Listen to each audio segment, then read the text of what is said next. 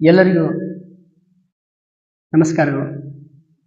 ಇವತ್ತಿನ ಬಹಳ ಮುಖ್ಯವಾಗಿರ್ತಕ್ಕಂಥ ಒಂದು ಟಾಕ್ ಇಕಿಗಾಯ್ ಸೂತ್ರ. ಇಕಿಗಾಯ್ ಸೂತ್ರ ಅಂತಂದ್ರೆ ಇದು ಜಪಾನ್ನಲ್ಲಿ ಅಲ್ಲಿ ಜನ ಯಶಸ್ವಿ ವ್ಯಕ್ತಿಗಳಾಗಿ ಹೊರಹೊಮ್ಮಲಿಕ್ಕೆ ಬಳಸುವಂತ ಸೂತ್ರಗಳಿವು. ಇವುಗಳನ್ನ ಪ್ರೀತಿಯಿಂದ ಅರವಿಂದ್ ಅನ್ನುವಂತ ಕನ್ನಡ ನಾಡಿನ ಶ್ರೇಷ್ಠ ನಟ, ಮಾರ್ಗದರ್ಶಕರು, ಮೋಟಿವೇಶನಲ್ ಸ್ಪೀಕರ್ ಆಗಿರ್ತಕ್ಕಂಥ ರಮೇಶ್ ಅರವಿಂದ್ ಅವರು ತಮ್ಮ ಪುಸ್ತಕದಲ್ಲಿ ಇದನ್ನು ಮೆನ್ಷನ್ ಮಾಡ್ತಾರೆ. ಆ ಒಂದು ವಿಚಾರ ನಾನು ತೆಗೆದುಕೊಂಡಿದ್ದೇನೆ. ಸೊ ಅದು ಹೇಳ್ತದೆ, ನಿಮ್ಮ ಮೆದುಳು ನಿಮ್ಮ ದೊಡ್ಡ ಆಸ್ತಿ. ನಮ್ಮ ಮೆದುಳು ನಮ್ಮ ದೊಡ್ಡ ಆಸ್ತಿ ಅಂತ ಅವ್ರು ಹೇಳಿದ್ರು. ಸೊ ನೋಡ್ರಿ, ನಿಮ್ಮ ಸಮಸ್ಯೆಗಳಿಗೆ ಪರಿಹಾರ ನಿಮ್ಮಲ್ಲಿ ಇದೆ, ನಿಮ್ಮಲ್ಲಿಯೇ ಎಲ್ಲವೂ ಇದೆ. ನಮ್ಮ ಸಮಸ್ಯೆಗಳಿಗೆ ನಾವು ಪರಿಹಾರ ತೆಗೆದುಕೊಳ್ಬಹುದು ಆ ಮೆದುಳಿನ ಸಹಾಯದಿಂದ.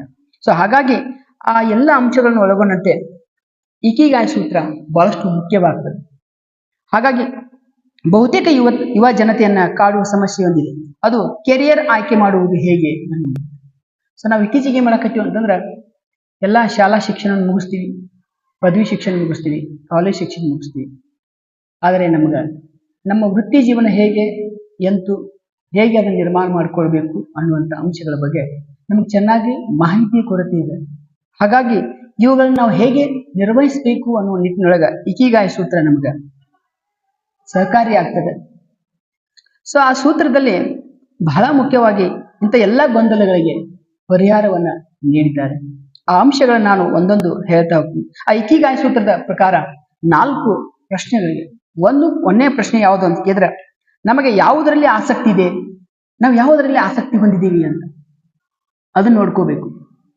ನಾನು ಚಲೋ ಪೇಂಟರ, ಗಾಯಕನ,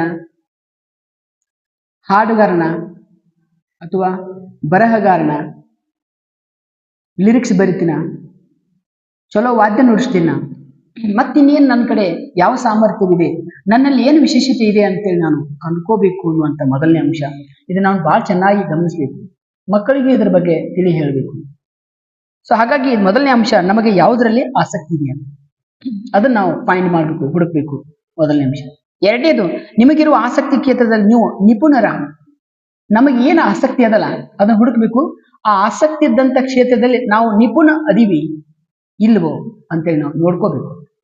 ಅಂದ್ರೆ ಅದ್ರಾಗ ನಾವು ಪರಿಣಿತಿ ಹೊಂದಿದೀವೋ ಇಲ್ಲವೋ, ಅಥವಾ ಆ ಕೌಶಲ್ಯವನ್ನು ನಾವು ಪಡೆಯಬಲ್ಲಿವೋ, ಅಥವಾ ಆ ಕೌಶಲ್ಯವನ್ನು ಅಭಿವೃದ್ಧಿಗೊಳಿಸಿಕೊಳ್ಳಬಲ್ಲೆವೋ ಅನ್ನುವಂಥ ಅಂಶಗಳನ್ನ ನಾವು ಗಮನಿಸ್ತಾ ಹೋಗ್ಬೇಕು. ಅವುಗಳನ್ನ ನಾವು ಸಾಧ್ಯತೆ ಮಾಡ್ತೀವಿ ಅಂತಂದ್ರೆ ನಾವು ಮುಂದುವರಿಬೇಕು ಅಂತ. ನಿಪುಣರಲ್ಲದಿದ್ದಲ್ಲಿ ಕಲಿಯುವ ಆಸಕ್ತಿ ಇದ್ದು ನಿಪುಣರಾಗುವ ಆತ್ಮವಿಶ್ವಾಸವಿದೆ. ನಮಗೆ ಆತ್ಮವಿಶ್ವಾಸ ಐತೆನಾ? ನಾವು ಈಗ ಸದ್ಯ ನಿಪುಣತೆ ಹೊಂದಿಲ್ಲ, ಕೌಶಲ್ಯ ಭರಿತವಾಗಿಲ್ಲ, ಹಾಗಾದ್ರೆ ಅದರಲ್ಲಿ ನಾವು ಪರಿಣಿತಿ ಹೊಂದಕ್ಕೆ ಸಾಧ್ಯವೇ ಅಂತ ನೋಡ್ಕೋಬೇಕು. ಇದು ಎರಡನೇ ಅಂಶ.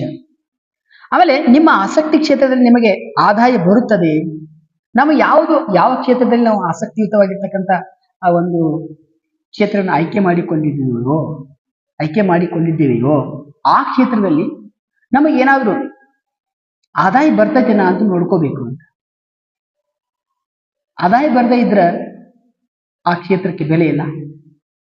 ಹಾಗಾಗಿ ಅದನ್ನೊಂದು ಅಂಶವನ್ನು ನಾವು ಮೂರನೇ ಅಂಶವನ್ನಾಗಿ ಗಮನಿಸಬೇಕು.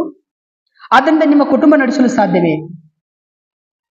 ಒಂದ್ ವೇಳೆ ಆದಾಯ ಬರ್ತೈತೆ ನೋಡ್ಕೋಬೇಕು, ಮತ್ತು ಅದರಿಂದ ನಿಮ್ಮ ಕುಟುಂಬ ನಡೆಸಲಿಕ್ಕೆ ಸಾಧ್ಯವೇ ಅಂತ ಒಂದು ಪ್ರಶ್ನೆ ಮಾಡ್ಕೋಬೇಕು. ಇಲ್ಲ ಅಂತಂದ್ರೆ ಆ ಕಡೆ ನಾವು ಕೈ ಹಾಕುವುದು ತಪ್ಪು ಅಂತೇಳಿ ಇಕಿಗಾಯ್ ಸೂತ್ರ ಹೇಳ್ತದೆ. ತದನಂತರ ನಿಮ್ಮಿಷ್ಟದ ಕ್ಷೇತ್ರದ ಅಗತ್ಯ ಪ್ರಪಂಚಕ್ಕೆ ಇದೆ. ಅಲ್ಲಪ್ಪ, ನೀವು ನಮಗಿಷ್ಟವಾದಂಥ ಕ್ಷೇತ್ರಗಳನ್ನ ಆಯ್ಕೆ ಮಾಡಿಕೊಂಡಿಗೂ ಸರಿ, ಅದರ ಅವಶ್ಯಕತೆ ಈ ಜಗತ್ತಿಗೆ ಐತೆನಾ ಅಂತ ಪ್ರಶ್ನೆ ಮಾಡ್ಕೋಬೇಕು.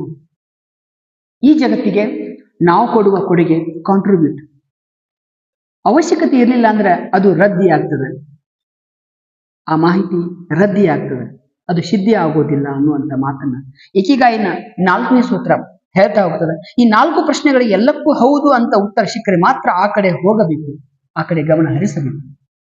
ಇಲ್ಲ ಎಂದಾದಲ್ಲಿ ನಾವು ಆ ಕಡೆ ಹೆಜ್ಜೆ ಇಡುವಂತಿಲ್ಲ ಅಂತೇಳಿ ಹೇಳ್ತದೆ ಈ ಇಕಿಗಾಯ್ ಸೂತ್ರ. ಗೊಂದಲ ಪರಿಹಾರವಾದಾಗಲೇ ಯಾವುದರ ಕಡೆಗೆ ಗಮನ ಹರಿಸಬೇಕು ಎಂಬುದರ ಸ್ಪಷ್ಟತೆ ದೊರೆಯುತ್ತದೆ. ಒಂದ್ ವೇಳೆ ಗೊಂದಲ ಪರಿಹಾರ ಆಯ್ತಂದ್ರ ನಾವು ಏನ್ ಮಾಡ್ಬೇಕು ಏನ್ ಮಾಡಬಾರ್ದು ಅನ್ನುವಂತ ಅಂಶಗಳ ಕಡೆ ನಾವು ಗಮನ ಹರಿಸಲಿಕ್ಕೆ ಸಾಧ್ಯ ಆಗ್ತತಿ, ಸ್ಪಷ್ಟತೆ ಸಿಗ್ತದ ಅಂತೇಳಿ ಇಕಿಗಾಯ್ ಅನ್ನುವಂತ ಒಂದು ಜಪಾನ್ನ ಸೂತ್ರ ನಮ್ಗೆ ಹೆಚ್ಚು ಮಾಹಿತಿ ಮತ್ತು ನಿರ್ಧಾರವನ್ನು ತೆಗೆದುಕೊಳ್ಳಲಿಕ್ಕೆ ನಮ್ಮ ಪ್ರೇರೇಪಣೆ ಮಾಡ್ತದೆ. ಕೇಳಿರ್ತೀರಿ ನೀವು ಕನ್ನಡದಲ್ಲಿ ನಿರ್ಧಾರವೇ ಅರ್ಧ ಕೆಲಸವನ್ನು ಗೆದ್ದ ಹಾಗೆ ಅಂತ ಕೇಳ್ತೀವಿ. ಹಾಗಾಗಿ ನಾವು ಚೆನ್ನಾಗಿ ಹಳ್ಳಿ ಭಾಷೆ ಒಳಗ ಚಲೋ ತಂಗಿ ಅಂತೀವಿ ನಾವು ಈಗ ಪುಸ್ತಕಿ ಭಾಷೆಯಲ್ಲಿ ಹೇಳ್ಬೇಕಾದ್ರೆ ಚೆನ್ನಾಗಿ ನಾವು ಏನಾದರೂ ನಿರ್ಧಾರಗಳನ್ನು ತೆಗೆದುಕೊಳ್ಬೇಕಾದ್ರೆ, ಒಂದು ಕ್ಷೇತ್ರವನ್ನು ಆಯ್ಕೆ ಮಾಡಿಕೊಳ್ಬೇಕಾದ್ರೆ ನಿರ್ಧಾರವೇ ಅರ್ಧ ಕೆಲಸ ಗೆದ್ದ ಹಾಗೆ ಅನ್ನುವಂಥ ಮಾತನ್ನು ನಾವು ನಡಿಬಾರ್ದು. ಚೆನ್ನಾಗಿ ನಾವು ನಿರ್ಧಾರಗಳನ್ನ ಮಾಡಬೇಕು. ಆ ನಿರ್ಧಾರಗಳು ಮಾಡಕ್ಕೆ ಈ ರೀತಿ ಇಕಿಗಾಯ್ ಸೂತ್ರ ಅನ್ನುವಂಥದ್ದನ್ನು ನಾವು ಬಳಸ್ಕೊಳ್ಬೇಕು ಅನ್ನುವಂಥ ನಿಟ್ಟಿನಲ್ಲಿ ಇವತ್ತಿನ ಈ ಪ್ರೇರಣಾದಾಯಕವಾದ ಮಾತುಗಳು ನಿಮ್ಮ ಬದುಕನ್ನ ಬದಲಿಸಲಿಕ್ಕೆ ಸಾಧ್ಯತೆ ಇದೆ ಅಂತೇಳಿ ನಾನು ನಂಬ್ತೀನಿ. ಬದಲಿಸಲಿ ಅನ್ನುವಂಥ ಮಾತನ್ನ ನಾನು ಬಯಸ್ತೀನಿ. ಸೊ ಹಾಗಾಗಿ ಇಕಿಗಾಯಿನ ಸೂತ್ರವನ್ನು ಸಾಧ್ಯವಾದರೆ ಕೇಳಿ ಅದನ್ನು ನಿಮ್ಮ ಜೀವನದಲ್ಲಿ ಅಳವಡಿಸಿಕೊಳ್ಳ್ರಿ ಅಂತ ಹೇಳ್ತಾ, ಸಾಧ್ಯವಾದರೆ ನಟ, ನಿರ್ದೇಶಕ, ಪ್ರೇರಣಾದಾಯಕ ಗುರು ಆಗಿರ್ತಕ್ಕಂಥ ರಮೇಶ್ ಅರವಿಂದ್ ಅವರ ಈ ಪುಸ್ತಕ ಪ್ರೀತಿಯಿಂದ ರಮೇಶ್ ಅನ್ನುವಂಥ ಒಂದು ಪುಸ್ತಕವನ್ನು ಖರೀದಿ ಮಾಡಿ ಓದ್ರಿ.